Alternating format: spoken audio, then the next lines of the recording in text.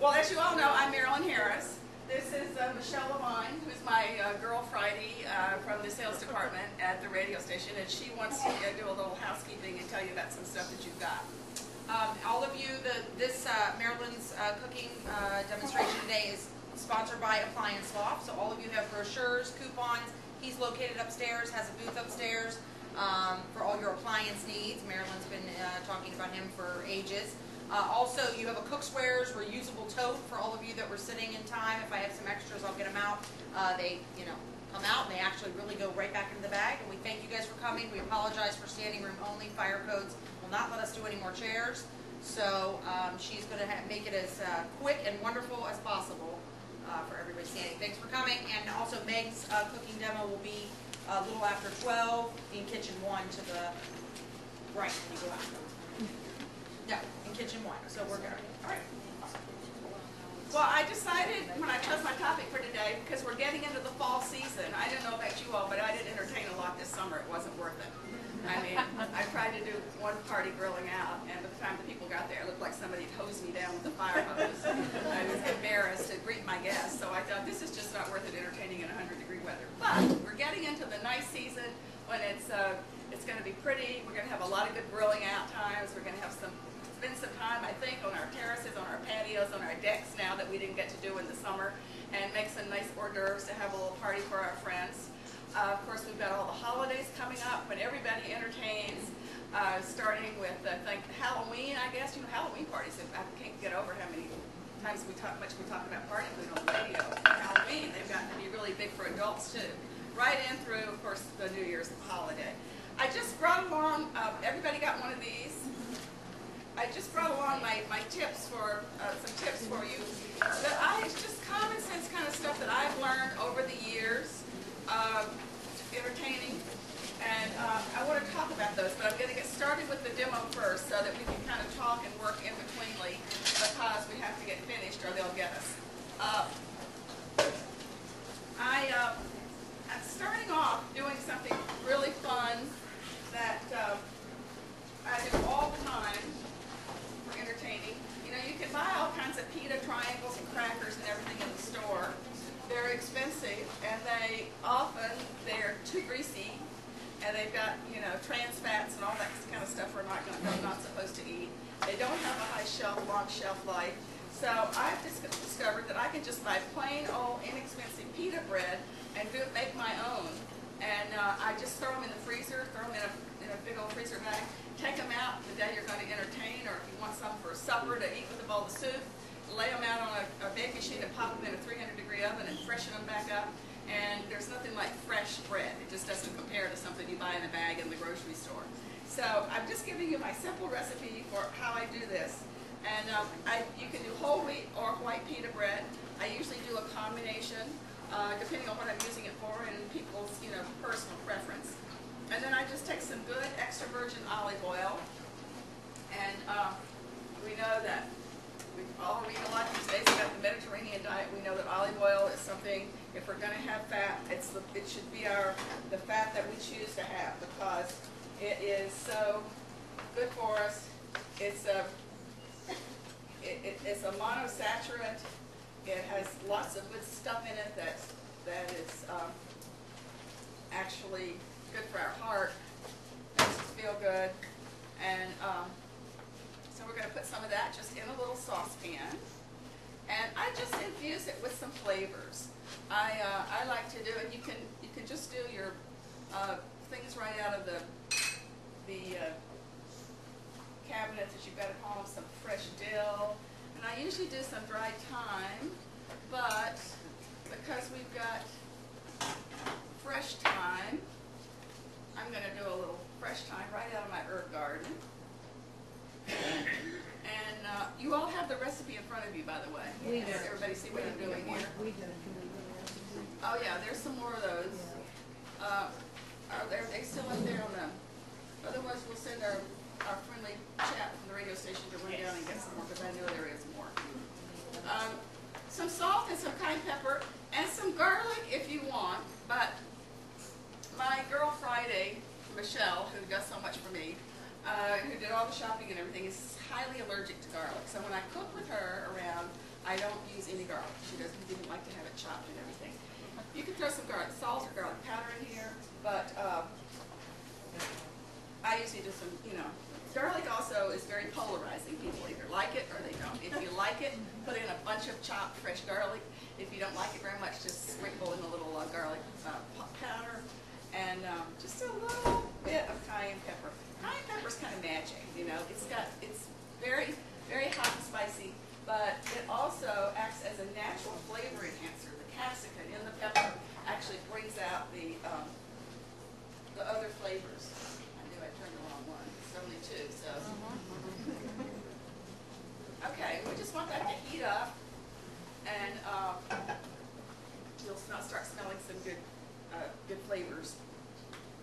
And we'll pop those in the oven, and I'll make some pita triangles. So once again, on a rainy afternoon, if you're cooking, you can make a whole bunch. Just kind of get a little assembly line going. Just take your, throw me a whole loaf of pita bread over there, please, you guys. I saved one for show and tell, and then I forgot to bring it over here. We're going to do two different spreads to go on our pita triangles, and one is in your book, and one did not get put in the book because of space considerations. So, what did we do with my recipe sheet now? We found it. Did we lose it again? Is that it right there in the front now? Right here. Let me get check over here.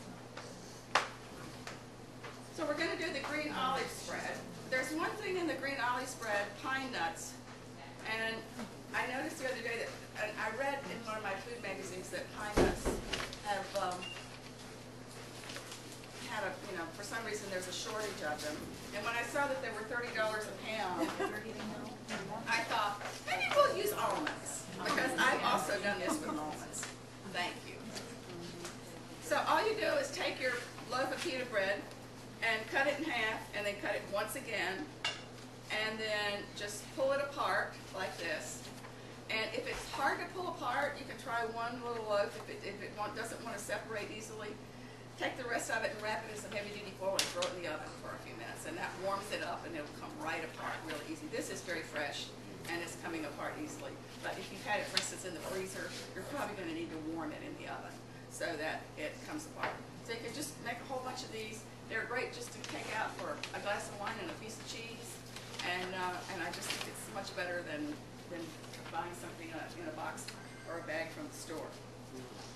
So the first spread that we're going to make for this is going to be our green olive spread, and I'm going to do that here in the food processor. I'm going to put two. Really green those olives very well, good. 2 cups approximately of pitted olives, and you can get the ones either with or without. If you see green pitted olives without the pimento in them, that's normally what I use, but they're hard to find. As we get into entertaining season, we see more of those kind of fancier things around, so you may be able to find them. Why do they shape a jar like this with a tube over the top and big at the bottom? I bet that was designed by a man. Excuse me.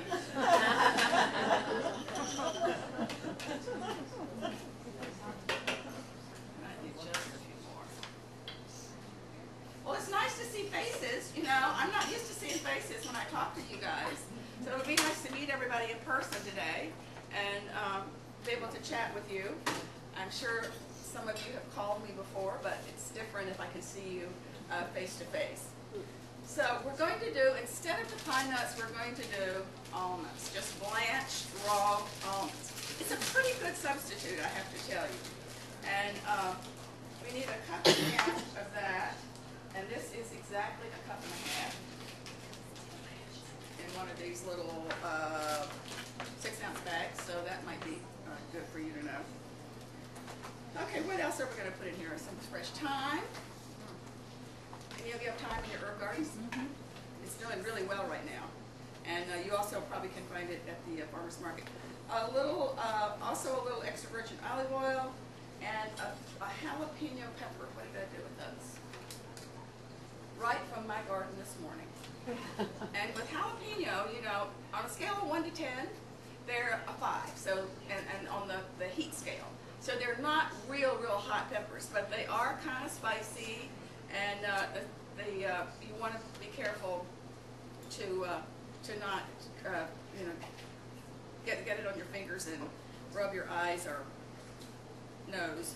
When I used to run a cooking school downtown in the department store, I used to do a whole series called Lunch and Learn, where people came from work at lunchtime, and instead of going out to lunch, they came and had an hour cooking class, and then back to work.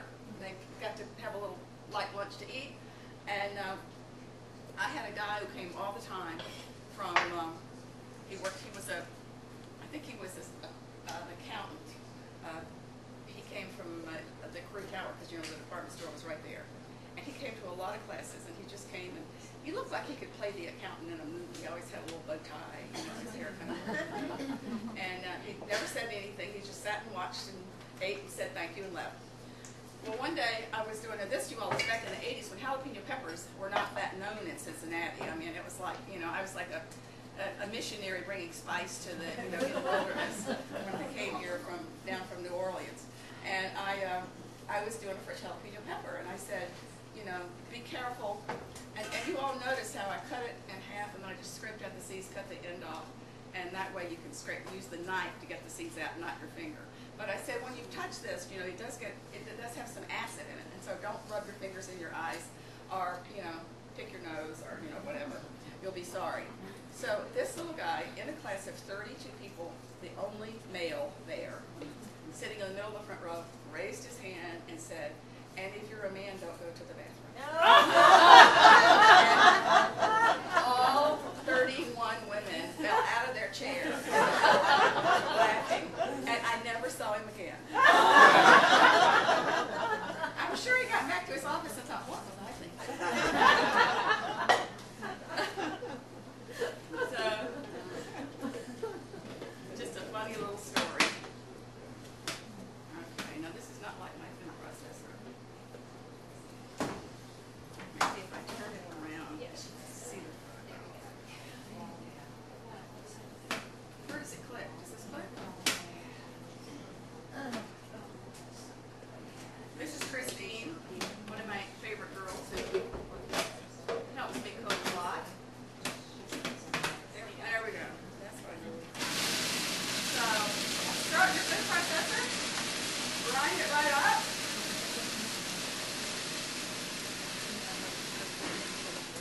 Have a look. If it looks a little dry, throw in a little more olive oil.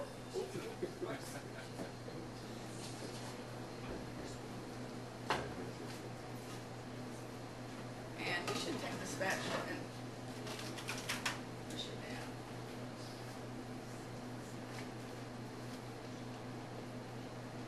You don't get quite as rich a spread because pine nuts have a higher fat content than olives. So that's why if you're doing almonds, if you're doing almonds, you usually have to compensate just a little bit by adding just a little bit more of the olive oil. Walnuts work? You can use walnuts. You know, walnuts are going to get stronger flavor. You're going to get a different flavor, but a lot of people use walnuts in pesto, and they really, really like it. So there's no reason why you can't do that. Christine, I'm going to let you come brush the. Maybe I'll just hand it over to you. That might be easier. Brush these with some. I'm going to set this up there. Okay. It's hot. And pop it in the oven. That's preheated right there to 400. And here I've got a lovely, one of my favorite things. One of my pet peeves is this. That, you know, you can put them in the dishwasher, but they don't ever really get clean. And I hate to think how much money I spent on pastry brushes. And I went to Cookswares and got this. And it's all made out of silicone. And it does a great job. I use it on the grill to throw it in the dishwasher. This is not new. I've used it lots of times, and it comes out looking just like this. If you want to buy somebody a gadget for a little goodie present, that is a great one to give them, I'm telling you. I couldn't wait to get rid of all my old ones.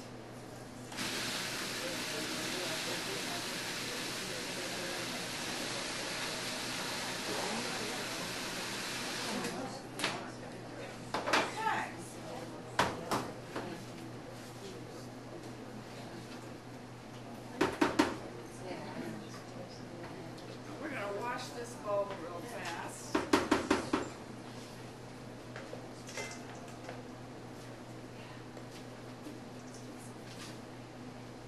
this will keep in the fridge, you all, for days and days and days. You can put it in a sealed container and put a little bit of extra olive oil over the top just to seal out the air, you know, to keep it fresh. And it's, I've stirred it into mayonnaise for to make a tasty little dressing that I've put into hard-cooked eggs, you know, stuffing. I have used it to stuff mushrooms. I have put it in a vinaigrette, an oil and vinegar to make a vinaigrette.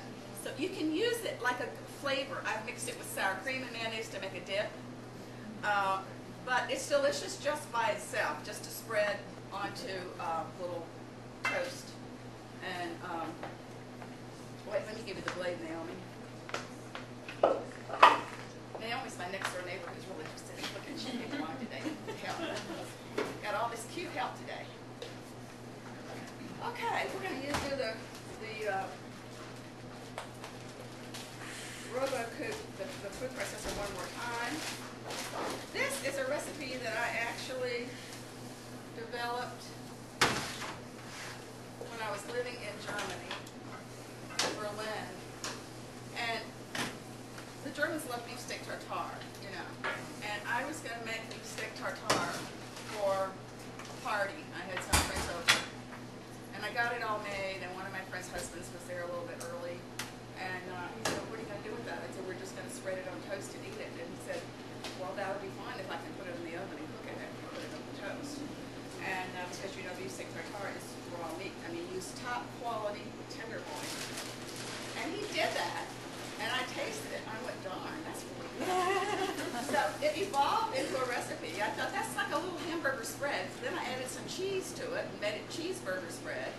And every year for Super Bowl party, I make it all during the holidays. Everybody loves it. You also can just spread it on some whole slices of toast and roll them and have it for a, you know, quick Sunday night supper. It's very, very good.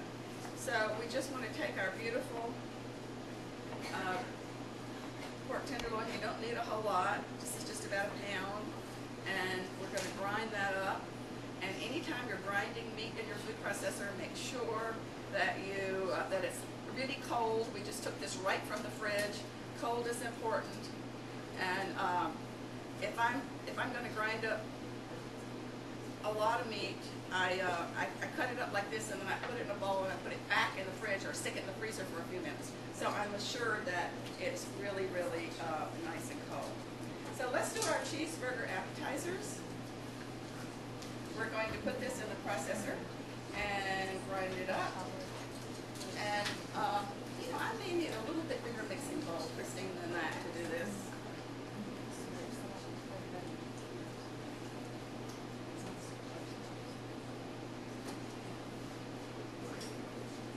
Marilyn, did you say pork tenderloin or beef tenderloin? Beef. It's beefsteak We tartare. all It's heard a pork back in, so huh? we all heard pork. Did I say pork? Well, I'm glad you corrected me. I mean, beefsteak tartare made with pork would make no sense.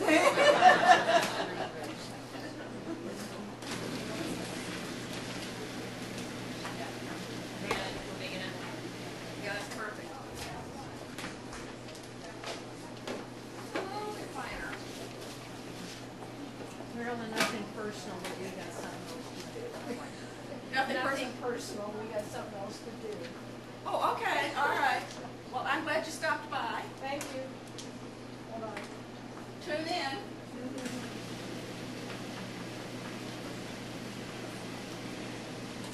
Okay. Hardly any fat in here, you all. It's just wonderful, beautiful. You wouldn't want to use this to make a regular hamburger because it would be too dry. You know, we want to make regular hamburger always out of ground chuck because we need that 20% beef fat in there to make a nice succulent, flavorful hamburger. Yeah, we can rinse it out here.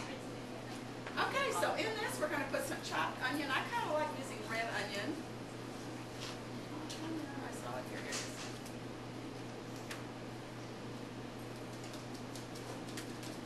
Some flat leaf parsley, and why flat leaf versus the curly? Because the flat leaf parsley is the parsley that was developed for use in culinary flavor. The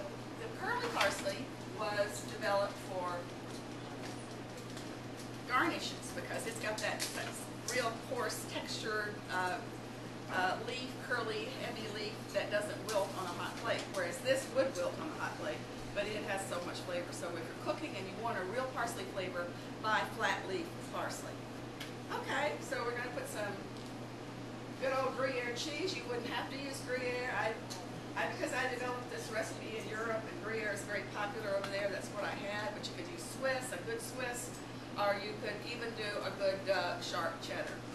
We need 1 egg, lightly beaten. We need some tomato paste and some good Dijon mustard. This is my favorite brand of Dijon mustard. You guys hear me talk about it on the radio, right? If you want to come up and look at it, you can see exactly what it looks like. It's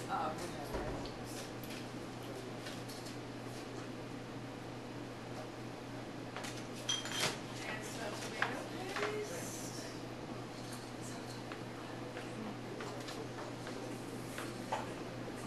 And some capers.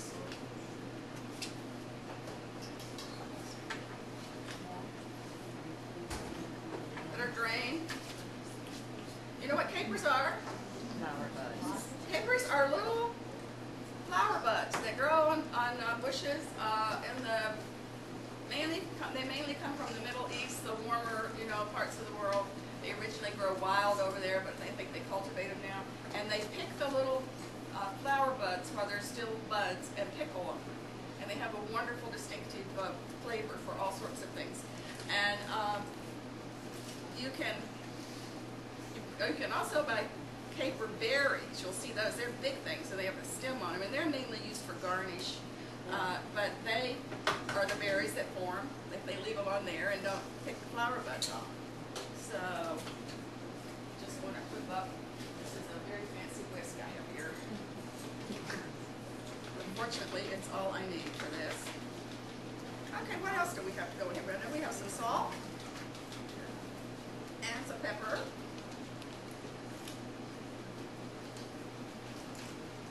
And that's it, isn't it?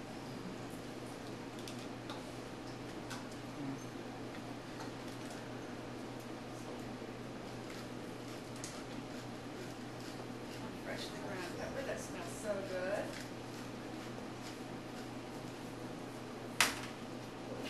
Some kosher salt. Yeah.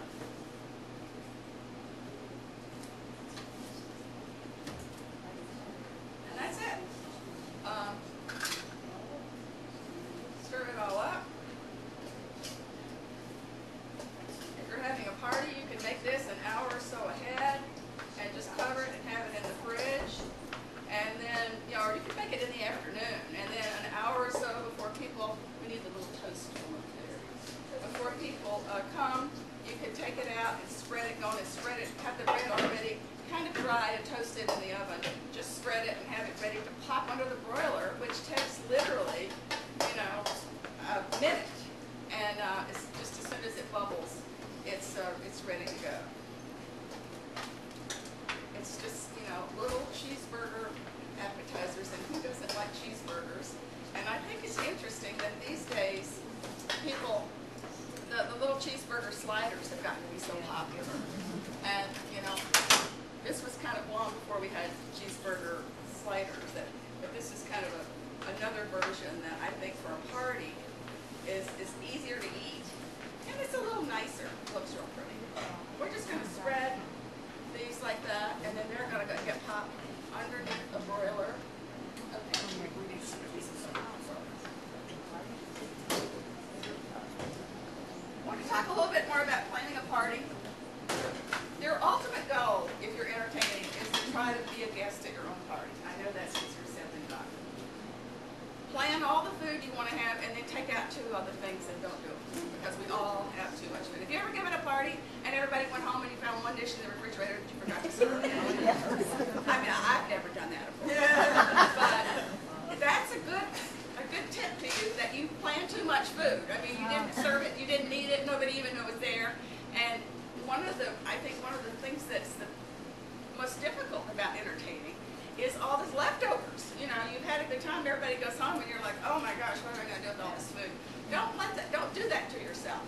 The other thing you don't want to do, heaven forbid, is run out of food. I mean, I have nightmares about that. All of us food people are always worried there won't be enough food, and I'm guilty, I know, but I keep trying to tell myself that you need to be reasonable, think about how many people are coming, think about, and you think, well, 2 per person of this appetizer, but if you've got 8 appetizers, they're not going to eat 2 each probably, unless your super hungry brother-in-law shows up. But it's seriously, try to plan reasonably for what you're going to need. Plan things that some things that can be made way ahead and put in the freezer, some things that can be made a couple days ahead. Try to have most of the food preparation done before the day of the party. Set your table and arrange the flowers the night before. Leave yourself as little as you can for the day of the party. Your goal should be an hour before people come, you're sitting down with your feet up and waiting for folks, and getting your breath and having a nice little glass of sherry or something and waiting for people to come. So, and I know I don't always do that either, but it's a nice goal to have. And even if you partially do that, in other words, if you're not rushing around with it, you still enjoy your party a lot more. I mean, there's nothing worse than going to all the time and the expense of having a party and it's over and you hardly remember it because you were tired, you were rushing around, you didn't get to talk to everybody. So make up your mind ahead of time that you're going to have as much fun as your party as anybody else. You're going to be a guest there just like everybody else. So do everything that's non-food related ahead. Clean the house, arrange the flowers, set the table, get out the silver, get out the serving dishes if you're doing a buffet, line them all up on the buffet and look exactly the way you want them to look so you know ahead of time what you're going to do. And if you're having a bunch of people, get somebody to help you because you don't want to be standing in the kitchen. And people don't have as much fun if the host is busy the whole time. They feel like, well, gosh, they're not having any fun either. So, hire a teenager, not your own, they won't work for you, but a neighbor, a friend, even a student from the culinary school here. They do things like serve parties. So you can get somebody to help you. And finally, relax. Plan your party. Relax. Your goal is to have a good time. As I've told you all for years on the radio, it's not the atom bomb. It's not going to blow up. The worst that can happen is you'll have to toss out something and they probably won't even miss it. I had one more recipe I was going to do, but I'm not going to have time in my show. Well, I guess I won't do it. I always plan to do too much. When I do my cooking classes at Cookswares, that's 2 hours, 2.5 hours, but I always, I manage to pull it off, but sometimes people go, oh my gosh, I can't believe you did that much stuff. But if anybody wants the recipe, I've got it up here. You can write it in your notes on your pad. You're welcome to have it. And I hope you all have a really fun time today. I hope you'll listen to my show. And call me up. And happy entertaining all fall season. And I'm there every Saturday. If you've got questions, if you're tired of your old recipes and you want me to help you, give me a call. I want to thank my friends at Appliance Law for sponsoring this today. They're great people. If you all haven't been over there, it is an absolute, such a fun thing to do. It's kind of a dangerous place to go if you don't really need an appliance. But if you need one, it's the place to be because you'll get a great price and you'll find whatever it is you're looking for. I promise it'll be there. I thank you all so much for coming today, and I'm around, so come up and ask me questions. If you want this